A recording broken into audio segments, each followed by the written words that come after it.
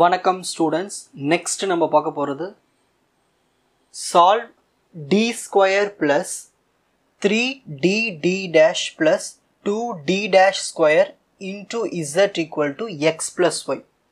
இந்த ஃபார்மேட்டில் வந்து எப்படி ப்ராப்ளம் சால்வ் பண்ணலாம். இது ஒரு நார்மல் வேரியபிள்ஸ் வந்து ஆட் ஆயிருக்கு, அவ்வளோதான். இந்த ஃபார்மேட்டில் வந்து எப்படி ப்ராப்ளம் சால்வ் பண்ணலாம் பார்க்கலாம். ஸோ ஃபர்ஸ்ட் எப்பயுமே ஸ்டெப் 1 நம்ம என்ன பண்ணணும்னா ஆக்சிலரி ஈக்குவேஷன் கண்டுபிடிக்கணும். The auxiliary equation is, அது எப்படி கண்டுபிடிக்கலாம்னா replace d by m. எங்கெல்லாம் d இருக்கோ அங்கே m replace பண்ணிடணும், எங்கெல்லாம் d dash இருக்கோ அந்த இடத்துல 1 replace பண்ணணும். சரி, இப்போ இங்கே பாருங்க, இதில் d இருக்குங்களா, அப்போ d க்கு என்ன replace பண்ணும், m. அப்போ m ஸ்கொயர் ப்ளஸ் 3, d க்கு என்ன replace பண்ணும், m. So m, d dash க்கு என்ன replace பண்ணும், 1 plus 2, d dash can replace பண்ணு 1 square equal to 0. ஓகேங்களா, m square plus m into 1 m, so 3m plus 1 square பண்ண 1 தான், 2 1s are 2 equal to 0. இப்போ இதை factorize பண்ண போகிறோம் இந்த ஈக்குவேஷனை. ஸோ இது எப்படி factorize பண்ணலாம், ஃப்ரண்ட்டில் கோஎஃபிஷியன்ட் இருக்குது 1 into 2 2 1s are தான் 2 வரும், மல்டிப்ளை பண்ணால் இந்த ஆன்சர் வரணும், ஆட் பண்ணால் சென்டரில் இந்த ஆன்சர் வரணும். ஸோ ரெண்டுத்தையும் ஆட் பண்ணுங்கள், 2 + 1 வரும், 3 வருது. ஓகேங்களா, இப்போது இதை ரூட்ஸ் எடுத்து எழுதிப்போம். 2 1 இதை வந்து இந்த ஃபார்மெட்டில் எழுதணும், m + 2 into m + 1 equal to 0, m + 2 equal to 0, அப்புறம் m + 1 ஈக்குவல் டு 0. இந்த +2 அந்த பக்கம் போயிடுச்சுன்னா -2, இந்த +1 அந்த பக்கம் போயிடுச்சுன்னா -1. அப்போ நமக்கு ரெண்டு ரூட்ஸ் கிடச்சிருக்கு, ஒரு ரூட் -2, இன்னொரு ரூட்டு -1. ஸ்டெப் 1 முடிச்சாச்சு. நெக்ஸ்ட் ஸ்டெப் 2 காம்ப்ளிமெண்ட்ரி ஃபங்க்ஷன் கண்டுபிடிக்கணும். அதுக்கு முதல்ல ஸ்டெப் 1ல் ரூட்ஸ் எப்படி இருக்குன்னு பார்க்கணும். ஸ்டெப் 1ல் நம்ம ரூட்ஸ் என்ன கண்டுபிடிச்சிருக்கோம், -2 -1. இந்த ரெண்டு ரூட்டும் பாருங்கள் சேமாவாக இருக்குது, இல்லை டிஃப்ரெண்ட்டாக இருக்குது. ஸோ டிஃப்ரெண்ட்டாக இருந்தால் காம்ப்ளிமெண்ட்ரி ஃபங்க்ஷன் கண்டுபிடிக்கிறதுக்கு ஒரு ஃபார்முலா இருக்குது. So roots R different. ஓகேங்களா, சரி, டிஃப்ரெண்ட்டாக இருந்தால் அதுக்கு ஃபார்முலா பாருங்கள். எத்தனை ரூட்ஸ் கிடச்சிருக்கு, 2 ரூட்ஸ் தான். அப்போது 2 டேர்ம்ஸ் மட்டும் எழுதுனா போதும். இதே 3 ரூட்னா இதே மாதிரி 3 டேர்ம்ஸ் எழுதணும். ஸோ ஃபஸ்ட்டு டேர்முக்கு எப்படி எழுதலாம், π1 இன்ட்டு y ப்ளஸ் m1x, இதெல்லாம் general formula, plus π2 into y plus m2x. Next இப்போ அடுத்தது கண்டுபிடிச்ச m1 m2 வேல்யூஸை சப்ஸ்டியூட் பண்ணணும் இதில். சரி, நமக்கு இங்கே வந்து -2 இருக்குது, -1 இருக்குது. இதை நீங்கள் m1 எடுத்துக்கலாம், இல்லை இதை m1 எடுத்துக்கலாம், இதை m2 எடுத்துக்கலாம், இதில் இதை m2 எடுத்துக்கலாம், உங்கள் இஷ்டம், எது வேணால் எடுத்துக்கலாம் மாற்றி மாற்றி. ஓகேங்களா, -1 -2 இருக்குது. ஸோ நான் ஃபஸ்ட்டு m1க்கு என்ன சப்ஸ்டியூட் பண்ண போகிறேன்னா -1 சப்ஸ்டியூட் பண்ண போகிறேன். -1 இன்ட்டு எக்ஸு -x, இதெல்லாம் அப்படியே வந்துடும். π1 y, இந்த m1க்கு -1 போட்டோன்னா plus into minus minus, so X. Next π2 y எடுத்து எழுதியாச்சு. அடுத்து m2க்கு இன்னொரு வேல்யூ -2 இருக்குல்ல, அதை சப்ஸ்டியூட் பண்ணுறேன். So -2 into X. ஸோ இதுதான் எனக்கு கிடைச்ச காம்ப்ளிமெண்ட்ரி ஃபங்க்ஷன். ஸோ ஸ்டெப் 2 முடிச்சாச்சு. நெக்ஸ்ட் ஸ்டெப் 3 பர்டிகுலர் இன்டெக்ரல் கண்டுபிடிக்கணும். So particular integral equal to first 1 போட்டுக்கணும், டிவைடட் பை, இப்போ கொஷினை பார்த்து எழுதணும். கொஷினில் என்ன இருக்குது பாருங்கள், d square plus 3d dash plus 2d dash square. அதை எடுத்து டினாமினேட்டரில் எழுதணும். இங்கே எழுதிட்டு பக்கத்தில் எது கூட மல்டிப்ளை பண்ணோம்னா ரைட் ஹேண்ட் சைடு என்ன இருக்குதுன்னு பார்க்கணும். ரைட் ஹேண்ட் சைடு நம்மளுக்கு என்ன இருக்குது, x ப்ளஸ் ஒய், அதை எடுத்து மல்டிப்ளை பண்ணிக்கணும். ஓகேங்களா, இதுக்கப்புறம் ப்ராப்ளமை ஸ்டெப் பை ஸ்டெப்பாக சால்வ் பண்ணணும். சரி, இங்கே டி ஸ்கொயர் இருக்குங்களா, ஸோ டி ஸ்கொயர் இருந்துச்சுன்னா அதை நம்ம 1 ஆக்கணும். ஸோ இங்கே எங்கேயாவது டி ஸ்கொயர் இருந்துச்சுன்னா அதை 1 ஆக்கணும். அதுக்கு என்ன பண்ணலான்னா மொத்த ஈக்குவேஷனையும் டி ஸ்கொயரை மல்டிப்ளை பண்ணுவோம், அப்புறம் ஒவ்வொரு டேர்ம்ஸையும் டி ஸ்கொயரை டிவைட் பண்ணிப்போம். ஸோ ஃபஸ்ட்டு டி ஸ்கொயரை மல்டிப்ளை பண்ணியாச்சு, இது எல்லாத்துக்கூடையும் டி ஸ்கொயரை டிவைடும் பண்ணியாச்சு. ஓகேங்களா, பேலன்ஸ் இதை எடுத்து அப்படியே எழுதிக்கலாம். நெக்ஸ்ட் இப்போ டி ஸ்கொயர் கேன்சல், அப்போ டி ஸ்கொயர் இன்ட்டு நான் ஒரு இந்த இடத்துல கேன்சல் ஆயிடுச்சுன்னா 1 ப்ளஸ், நெக்ஸ்ட் இதில் நம்ம வேணும்னா கேன்சல் பண்ணிக்கலாம், டி இங்கே ஒரு டி கேன்சல் பண்ணிக்கலாம். அப்போ என்ன வரும், 3d dash by D plus 2d dash square by D square, D dash வேறு டி வேறு. ஓகேங்களா, இன்ட்டு எக்ஸ் ப்ளஸ் ஒய். இப்போ அடுத்து பாருங்கள், இந்த 1 ஆக்கியாச்சு, இது 1 பக்கத்தில் ப்ளஸ் சிம்பிள் பார்த்தோன்னே இதை அப்படியே ப்ராக்கெட் போட்டுருங்க இது. ஓகேங்களா, ப்ராக்கெட் போட்டு இப்போது இந்த டினாமினேட்டில் இருக்கிற டேர்ம் மேலே கொண்டு போகும்போது இங்கே பவரில் 1 இருக்குன்னு அர்த்தம், இது மேலே போயிடுச்சுன்னா -1 ஆகிடும். ஸோ ஃபர்ஸ்ட் இந்த 1/d² எடுத்து ஓரமாக எழுதிடுவோம். 1/d² எடுத்து ஓரமாக எழுதியாச்சு. இப்போ டினாமினேட்டர்லாம் இருக்குங்க 1 ப்ளஸ் இந்த டேர்ம் இருக்குல்ல, இது அப்படியே மேலே போயிடுச்சுன்னா பவரில் -1 வந்துடும். அப்படியே எழுதிட்டு இங்கே பவரில் -1. நெக்ஸ்ட் அடுத்து என்ன இருக்குங்க, எது கூட மல்டிப்ளை ஆகிருக்கு, எக்ஸ் ப்ளஸ் ஒய். அந்த எக்ஸ் ப்ளஸ் ஒய் எடுத்து இங்கே எழுதிப்போம். ஓகேங்களா. இப்போ நம்ம பார்க்கணும், இங்கே 1 இருக்குது, இது ஒரு டேர்ம். ஸோ 1 ப்ளஸ் இது எக்ஸ்ன்னு வச்சுக்கோங்க. இப்போ 1 plus X power -1, 1 plus X power -1 equal to, அதுக்கு ஃபார்முலா பாருங்க, 1 minus X plus X square minus dot dot dot. இதுதான் அதுக்கு ஃபார்முலா. இதுதான் பைனாமியல் எக்ஸ்பிரஷன் சொல்லுவோம். நெக்ஸ்ட் இந்த 1/d² எடுத்து அப்படியே எழுதிப்போம். 1 மைனஸ் எக்ஸ்ன்னு இருக்க இந்த டேர்ம் எடுத்து அப்படியே எழுதணும். அடுத்தது என்ன சிம்பிள், ப்ளஸ் எக்ஸ் ஸ்கொயர் என்ன பண்ணணும், இந்த எக்ஸ் எடுத்து எழுதிட்டு ஸ்கொயர் போட்டுங்க மேலே, அப்புறம் minus dot dot dot into x plus y. புரிஞ்சுதுங்களா. இப்போ அடுத்து என்ன பண்ணணும்னா d' எங்கெல்லாம் இருக்கோ அதை ஒமிட் பண்ணிடணும், ஹையர் பவர்ஸ்லாம் ஒமிட் பண்ணணும். அதாவது அது எல்லாமே ஒரு ஸ்மாலஸ்ட் வேல்யூ, அதை வந்து இன்டெகிரேட் டிஃப்ரென்ஷியேட் பண்ணுறதுலாம் வந்து ரொம்ப கஷ்டமாக இருக்கும். ஸோ அதை நம்ம என்ன பண்ணலாம், அதை ரிமூவ் பண்ணிடலாம். அப்போ 1/d², இந்த 1 எடுத்து எழுதிக்கலாம். இதில் d' இல்லை, அப்போ இதை எடுத்து எழுதிக்கலாம். இதில் d' இருக்குது, அப்போ இது ரிமூவ் பண்ணிடலாம். இது d' இருக்குது, இங்கே d' இங்கே ஸ்கொயர் இருந்தால் இதையும் ரிமூவ் பண்ணிடலாம். இங்கேயும் d' இருக்குது, இதையும் ரிமூவ் பண்ணிடலாம். ஸோ எல்லாத்தையும் ரிமூவ் பண்ணியாச்சு. ஓகேங்களா. அப்போ பேலன்ஸ் என்ன இருக்குது, எக்ஸ் ப்ளஸ் ஒய். ஓகேங்களா. அப்போது 1/d², 1 மைனஸ் 3d' இந்த எக்ஸ் ப்ளஸ் ஒய். ஓகேங்களா. இப்போ அடுத்து நம்ம என்ன பண்ண போகிறோம் பார்க்கலாம். 1/d², இங்கே ப்ரீவியஸ் ஸ்டெப்பில் பாருங்கள், இந்த எக்ஸ் ப்ளஸ் ஒய் இருக்கு இல்லையா, இதை எடுத்து இந்த 1 கூட மல்டிப்ளை பண்ண போகிறோம். X plus y into 1 x plus Y.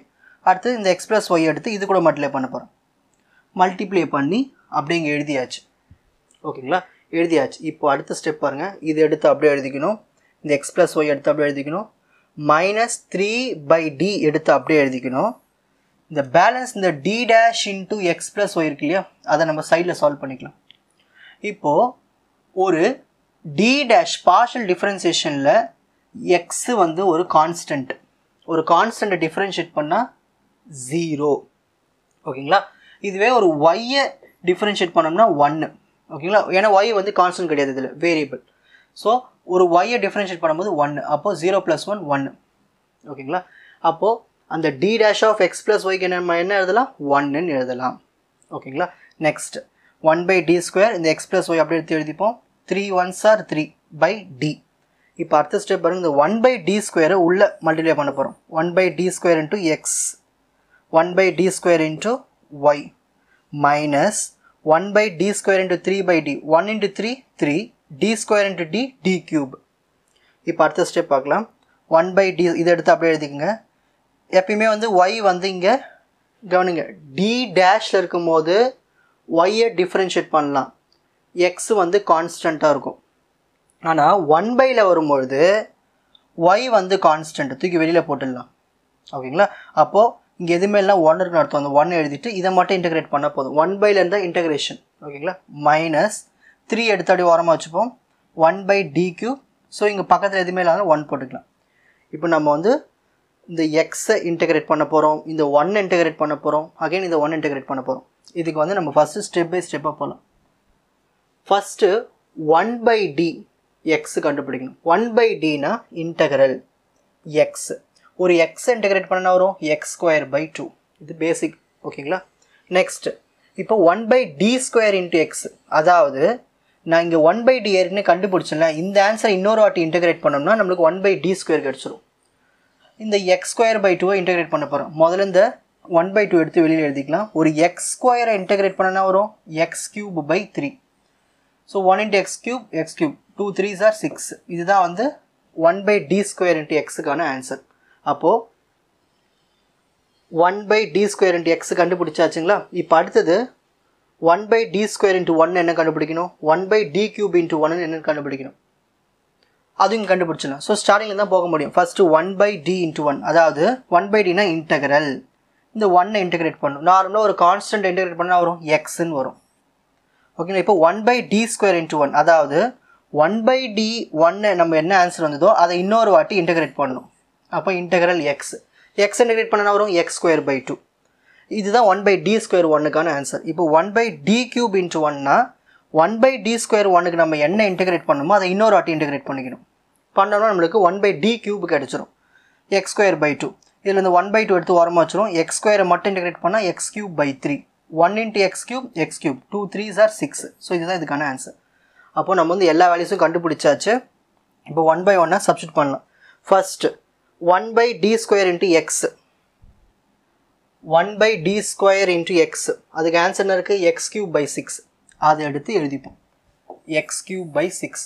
Next plus அடுத்த இருக்குது ப்ளஸ் y எடுத்து எழுதியாச்சு.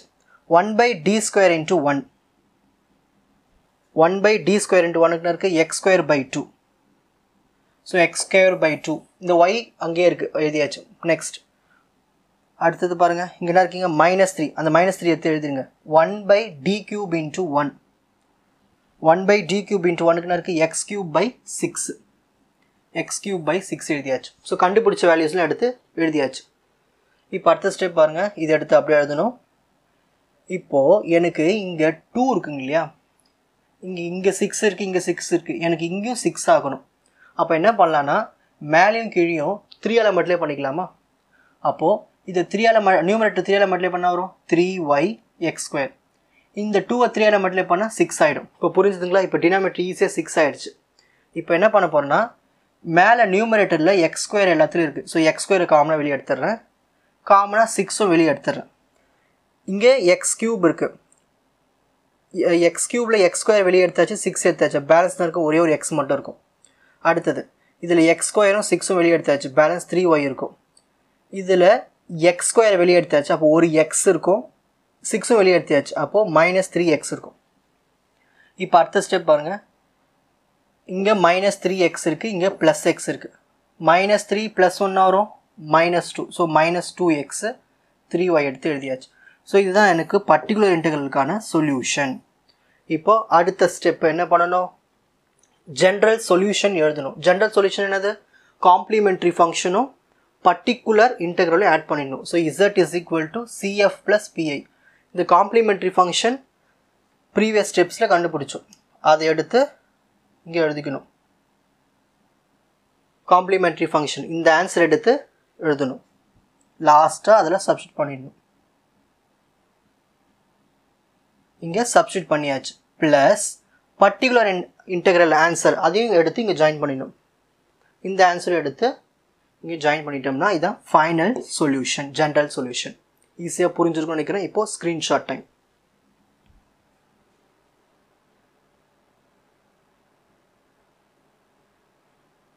Okay, first step 1 auxiliary equation எழுதணும். நெக்ஸ்ட்டு ரூட்ஸ் கண்டுபிடிக்கணும். அந்த ரூட்ஸ் கண்டுபிடிச்சி அது சேமாக இருக்கா டிஃப்ரெண்ட்டாக இருக்கா பார்க்கணும். டிஃப்ரெண்ட்டாக இருந்துச்சுன்னா ஸோ அதுக்கு காம்ப்ளிமெண்ட்ரி ஃபங்க்ஷன் கண்டுபிடிக்கணும். பர்டிகுலர் இன்டெக்ரல் கண்டுபிடிக்கணும். அதோடைய கண்டினியூவேஷன் கண்டினியூவேஷன் கண்டினியூவேஷன் கண்டினியூவேஷன் ஃபைனலாக ஜென்ரல் சொல்யூஷன் கண்டுபிடிக்கணும். ஸோ காம்ப்ளிமெண்ட்ரி ஃபங்க்ஷனும் பர்டிகுலர் இன்டெக்ரலும் ஆட் பண்ணிடணும். உங்களுக்கு இந்த கண்டென்ட் ஈஸியாக புரிஞ்சிருக்கும்னு நினைக்கிறேன். வாட்ச் அதர் எபிசோட்ஸ் இன் த appropriate playlist. Fuji Silver Academy Strength Success Narrative. வணக்கம்.